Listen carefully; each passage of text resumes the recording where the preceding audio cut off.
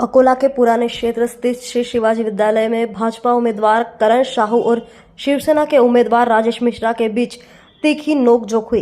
इस दौरान एक दूसरे पर झपटने की घटना भी देखने को मिले। विवाद बढ़ने पर दोनों पार्टियों के समर्थकों ने मतदान केंद्र के पास भारी भीड़ जमा कर ली, जिससे नियंत्रित करने के लिए पुलिस को हल्का लाठीचार्ज करना पड़ा। हालांकि फिलहाल स्थिति नियंत्रण में है और मतदान शांतिपूर्ण ढंग से जारी है।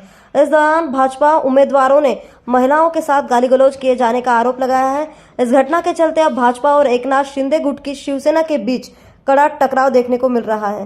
राजेश मिश्रा ने अपने विचार व्यक्त करते हुए कहा कि नियम के अनुसार किसी भी उम्मीदवार को मतदान केंद्र में रहना चाहिए। इस ओर आला अधिकारियों ने ध्यान देकर कार्रवाई करनी चाहिए, ऐसी मांग राजेश मिश्रा ने की है। मी उमेदवार आहे आणि मला वाटते की उमेदवारांनी प्रत्येक जागी आपली उपस्थिती दर्शवली पाहिजे मतदान केंद्रावर। तर मी काही चुकीचं केलेलं नाही आहे आणि जे दादागिरीचा विषय आहे हे म्हणतात, तर यांनी महिलांना इथं शिवीगाळ केली।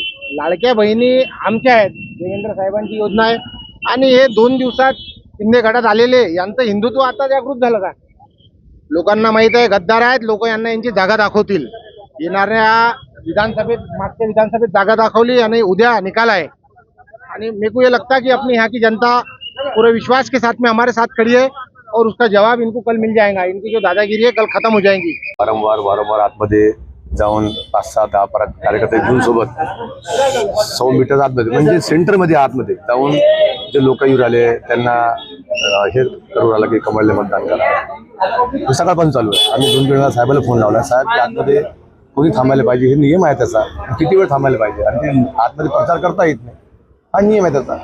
तरी जाऊ द्या असं चालू होतं। आता मी आलो, मी साहेबाकडे गेलो, साहेबाला सांगितलं साहेब जे आतमध्ये आहे त्यांचं कामच नाही आहे, जे मतदान करणारे आहेत त्यांना ठेवू द्या आतमध्ये, जे रिकामी आहेत त्यांना बाहेर काढ।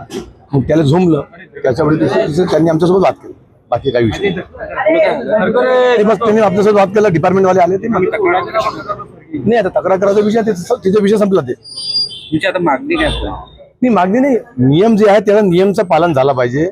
हे इथले जे आपले ज्यांच्याकडे प्रभार आहे म्हणजे आपले आयुक्त धाने साहेब त्यांच्याकडे आणि जे डिपार्टमेंटवाले आहेत, SP साहेब आहेत, आमचे PI साहेब आहेत, ADP साहेब, यांची जबाबदारी आहे ना की तिथे शांतता व्यवस्थित ठेवणं।